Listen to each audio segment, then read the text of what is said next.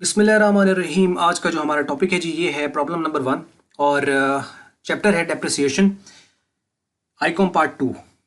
पांचवा चैप्टर है ये, उसकी पहली प्रॉब्लम हम कर रहे हैं। और इसके हवाले से मैं एक चीज़ शुरू में आपको बता दूं कि ओवरऑल तो वैसे मैंने इसके ऊपर जनरली वीडियो अपडेट कर दी थी, यानी कोई एक मैंने कराई है तो जो उस जैसी थी मैंने साथ बता दिया था कि ये इस जैसी हैं, इनको आप लोगों ने कर लेना है। लेकिन ज़्यादातर कमेंट्स उसके ऊपर ये आए कि सर हर जो प्रॉब्लम है वो आप अपडेट कर दें, तो फिर ऑब्वियसली फिर मुझे ये एक एक इसके ऊपर जो है वो अपडेट करनी पड़ी। तो अब दोनों तरह की चीज़ें हो गई हैं। मीन्स के जो एक प्रॉब्लम करके बाकी खुद करना चाहता है उसके लिए ऑलरेडी जो है वो प्लेलिस्ट के अंदर जो है वो क्वेश्चंस की मौजूद है, जिसके ऊपर लिखा हुआ है कि प्रॉब्लम 1 2 3 4 5 इस तरह करके लिखी हुई है। तो वो उन प्रॉब्लम्स को देखे, बाकी खुद सॉल्व करे।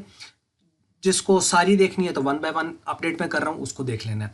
अच्छा, एक चीज़ का आपने ख्याल रखना है प्रॉब्लम्स करते वक्त कि बुक्स हर साल जो है वो जब चेंज करते हैं तो उसमें ये क्या करते हैं कि क्वेश्चन वही होता है, सम दो तीन चीज़ें चेंज कर देते हैं। मीन्स के एक चीज़ तो ये चेंज होती है कि जैसा कि इन्होंने नंबरिंग चेंज कर ली, मसलन कि पहली प्रॉब्लम को 5वीं कर दिया, 5वीं को 7वीं कर दिया, 7वीं को 10वीं कर दिया। तो इस तरह है। एक तो चीज़, इस चीज़ का थोड़ा सा ख्याल आपने कर लेना है कि बुक चेंज है तो उससे कोई फ़र्क नहीं पड़ता। क्वेश्चन को समझ लें, उसकी जो पैटर्न है, उसका तरीक़ाकार है, उसको समझ लें। अगर आपको वो समझ आ गया तो फिर कोई इशू नहीं है। एक चीज़। दूसरी चीज़ ये है कि बाज़ दफ़ा जैसे अब यहाँ पे बिल्डिंग लिखा हुआ है, प्रॉब्लम हो सकता है यही हो, लेकिन यहाँ पे बिल्डिंग की जगह वो मशीन ले आए, या कॉस्टिंग यहाँ 9 लाख लिखा हुआ है तो वो यहाँ पे 15 लाख कर दें, यहाँ 5% लिखा हुआ है तो यहाँ 7% कर दें, यहाँ फिक्स्ड इंस्टॉलमेंट है तो वो वहाँ पे डिमिनिशिंग कर दें, 5 साल के लिखा है 3 साल कर दें, तो कोई फ़र्क नहीं पड़ेगा। उसके अकॉर्डिंगली आपने कर देना है। आपने जिस चीज़ का ख्याल रखना है, जब आप ये वीडियो देख रहे हैं तो आपने क्वेश्चन भी यही देखना है, मीन्स इसी का डेटा लेना है, उसके मुताबिक सॉल्यूशन देख लेना है और इसको समझ लेना है। अगर तो आपकी सेम प्रॉब्लम है जो आपके पास बुक है, फिर तो बहुत बेहतरीन हो गया। और अगर कहीं वेरिएशंस आ रही है और फिर भी आपको ये करने के बाद वो समझ नहीं आ रही, तो कमेंट्स हैं, उसमें आप क्वेश्चन लिखिए, प्रॉपरली टाइप कीजिए जो प्रॉपर प्रॉब्लम आ रही है, उसके अकॉर्डिंगली मैं उसको कोशिश करूंगा आंसर करने की। 24 आवर्स के अंदर मैं कोशिश करता हूँ कि रिप्लाई मैं कर दूं। बाकी कहीं ना कहीं प्रॉब्लम कहीं हो जाती है, मीन्स के टाइम के बिजनेस होने की वजह से। तो बरगब ये है कि एज सून एज पॉसिबल मैं कोशिश करता हूँ कि कमेंट्स का रिप्लाई मैं साथ साथ करता चला जाऊँ। आइए हम शुरू करते हैं प्रॉब्लम नंबर 1। जैसा कि आप जानते हैं, हमें सबसे पहले डेप्रिसिएशन में ये देखना होता है कि एसेट पता होना चाहिए कि कौन सा है, क्योंकि उसके अकॉर्डिंगली हम लोगों ने यहाँ पे उसका अकाउंट नाम लिखना होता है। तो एसेट का नाम मालूम हो, वो कितने का खरीदा गया है यानी उसकी कॉस्ट वो मालूम हो, कब खरीदा गया है ये मालूम हो, किस रेट पर डेप्रिसिएशन चार्ज करना है, कितने सालों के लिए चार्ज करना है, और मेथड कौन सा अप्लाई करना है। ये 6 चीज़ें हैं जो कि आपको मालूम होनी चाहिए इस चीज़ के अंदर। यहाँ पे देखें, एसेट का नाम पता चल गया, कितने का खरीदा गया पता चल गया, किस रेट पर डेप्रिशिएट करना है पता चल गया, किस मेथड से करना है पता चल गया, और कितने साल के लिए हम लोगों ने डेप्रिसिएशन लेना है ये पता चल गया। अकाउंट्स कब क्लोज होते हैं ये भी, और उसके दरमियान फिर और वेरिएशंस भी हैं, आगे 1 बाय 1 प्रॉब्लम में आएंगे तो हम इंशाल्लाह देखते चले जाएंगे। अच्छा, अब यहाँ पे जो चीज़ मेन है वो मेथड मैं आपको बता दूं कि बहुत सारे हैं डेप्रिसिएशन के अंदर, लेकिन यहाँ पे चूंकि इस चैप्टर के अंदर उन्होंने सिर्फ 2 को टच किया है, एक फिक्स्ड इंस्टॉलमेंट और दूसरा डिमिनिशिंग या रिड्यूसिंग बैलेंस, तो हम सिर्फ इन्हीं को लेके चलेंगे। एक चीज़, और दूसरी बात यह है कि इसके अंदर अगर आप डिफरेंस वगैरह देखना चाहें तो इसके अंदर थ्योरेटिकल पोर्शन के ऊपर मैंने वीडियो अपडेट की हुई है, आप वो देख लीजिएगा। आइए शुरू करते हैं प्रॉब्लम को। तो बात कर रहे हैं कि a firm purchased a building, so name of the asset building, costing ₹9 lakh, means के वो कितने का कॉस्ट है, उसकी कॉस्ट कितनी है, उसको खरीदा कितने का गया है। And it is decided to provide depreciation at the rate of the 5% per annum. Per annum mean annually, सालाना। 5% साल का है और ये 5% है, ठीक है, ये रेट ऑफ डेप्रिसिएशन है ऑन फिक्स्ड इंस्टॉलमेंट मेथड। यानी मेथड कौन सा हम लोगों ने करना है, fixed instalment method. Fixed instalment और डिमिनिशिंग में क्या फर्क होता है, इसके ऊपर पहले वीडियो है, वो आप वहां से देख लीजिएगा।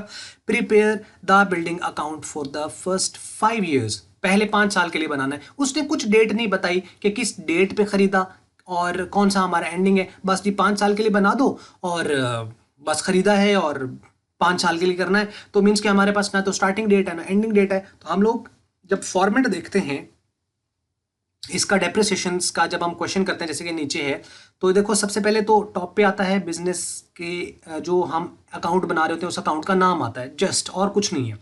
तो एसेट का नाम आना है तो एसेट का नाम, मशीनरी है तो मशीनरी लिख दो, बिल्डिंग है बिल्डिंग लिख दो, प्लांट है प्लांट लिख दो, मीन्स के इसका तो इशू खत्म हो गया। अच्छा, अब उसके बाद हम इसको ब्रेक कर लेते हैं 3 लेफ्ट कॉलम में और 3 राइट कॉलम में, 3 लेफ्ट कॉलम और 3 राइट कॉलम। अब लेफ्ट कॉलम जो आपके पास है उसमें डेट है, रेफरेंस है और अमाउंट है, और इधर भी डेट है, रेफरेंस है और अमाउंट है। बस ये तो आपको पता है जैसे अकाउंट हम बनाते हैं।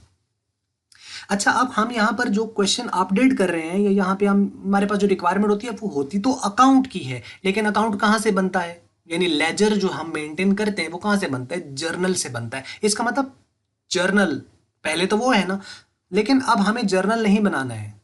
वैसे ये होता था कि जर्नल बना के एंट्री पास करते थे और एंट्री से हम अकाउंट्स बनाते थे। यहाँ पे हम लोगों को अगर हम चाहें तो माइंड में उसकी एंट्री सोच लें, क्योंकि अच्छी बात है, मीन्स कि आप शुरू में देखोगे अच्छा इसकी एंट्री क्या है, क्योंकि एंट्री होगी तो उसी के अकॉर्डिंगली तो हम इसको अकाउंट्स बनाएंगे। आपने उसके अकॉर्डिंगली देख लेना। तो वो 3-4 एंट्रीज हैं, ऐसे एंट्रीज पर भी मैंने वीडियो अपडेट की हुई है पहले कि कौन कौन सी एंट्रीज होती है। एसेट जब खरीदा जाता है उस वक्त क्या एंट्री होती है, उसके डेप्रिसिएशन होता है तो उसकी एंट्री क्या होती है, एसेट को सेल किया जाए तो उस वक्त एंट्री क्या होती है। तो ये सारी चीज़ें जो हैं उसके ऊपर जो है वो पहले से अपडेटेड है, वो भी आपने एंट्रीज की देख लेनी है। अच्छा, पहला देखो, सबसे पहले कि उसकी कॉस्ट है, तो मीन्स कि ये कॉस्टिंग है, मीन्स कि इसको खरीदा गया है, बाय किया गया है। तो आप इसमें क्या करेंगे, जब हम एसेट खरीदते हैं तो एंट्री क्या होती है, asset account to cash account या बैंक अकाउंट, अगर कैश पर हो। उधार पर हो तो क्रेडिटर जनरली, या क्रेडिटर नहीं है उसका नाम दिया हुआ है या कंपनी का नाम दिया हुआ है तो फिर हम वो नाम यूज कर देते हैं, यही एंट्री होती है। अब यहां पर हम इसको यही एस्यूम करेंगे कि ये कैश पर है, तो आप बैंक भी यूज कर सकते हो, कैश भी यूज कर सकते हो, इसके अंदर कोई प्रॉब्लम नहीं है। नॉर्मली बैंक लिखते हैं तो इसलिए हम बैंक यहां पर लिख देते हैं। अच्छा, सोचो कि क्या एंट्री होगी इसकी जब हम एसेट खरीदते हैं, asset account to bank account, तो क्या बनेगी, एसेट क्या है, बिल्डिंग, तो एंट्री बन जाएगी building account to bank account. अब इसमें ही तो हमें देखना होता है कि इस बिल्डिंग, असल में देखना है इसके साथ क्या हो रहा है, इस एसेट के साथ क्या हो रहा है, मतलब ये सिर्फ इसी को देखना है कि ये डेबिट हो रहा है या क्रेडिट हो रहा है, बस। अब इसमें बिल्डिंग अकाउंट क्या हो रहा है, डेबिट, तो इसका मतलब है कि इसको डेबिट साइड पे लिखा जाएगा, लेकिन रेफरेंस जो होता है वो किसका आता है, क्रेडिट का। डेबिट वाली साइड पे लिखते वक्त रेफरेंस क्रेडिट का आता है, और क्रेडिट वाली साइड पे लिखते वक्त रेफरेंस डेबिट का आता है। ये तो बेसिक चीज है ना, तो आपने अकाउंट्स में पढ़ी हुई है। अब इसका मतलब ये हुआ कि बिल्डिंग डेबिट हो रही है, यहां लिखेंगे, लेकिन रेफरेंस किसका आएगा, क्रेडिट का। तो क्या बनेगा, बैंक अकाउंट, क्योंकि एंट्री है building account to bank account, तो रेफरेंस आ गया बैंक अकाउंट का, और रकम कितनी है, 9 लाख, तो 9 लाख हमने यहां पर लिख दिया।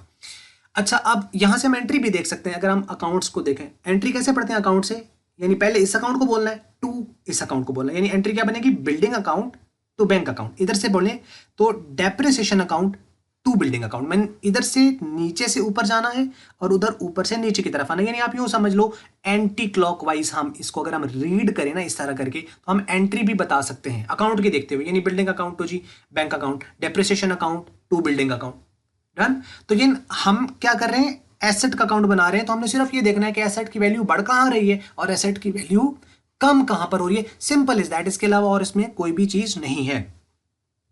अच्छा, आप देखो कि यहाँ पे स्टार्ट ऑफ द ईयर हमने लिखा है, start of the first year, date में, क्यों, अगर डेट होती तो हम पहले साल लिखते, फिर मंथ लिखते, फिर डे लिखते, वो तो है नहीं। तो हम क्या कर देंगे, start of the first year, और यहाँ पे end of the first year, और जहां ये पहला साल क्लोज हो जाएगा अगले साल में हम लिख देंगे start of the second year, और यहाँ पे लिख देंगे end of the second year. उसके बाद हम start of the third year, end of the third year, start of the fourth year, end of the fourth year, start of the fifth year and end of the fifth year, और इस तरह करके 5 साल के लिए बनाना था तो 5 साल के लिए हमने इसको इधर ही इसको कर लिया इस तरीके से, डन।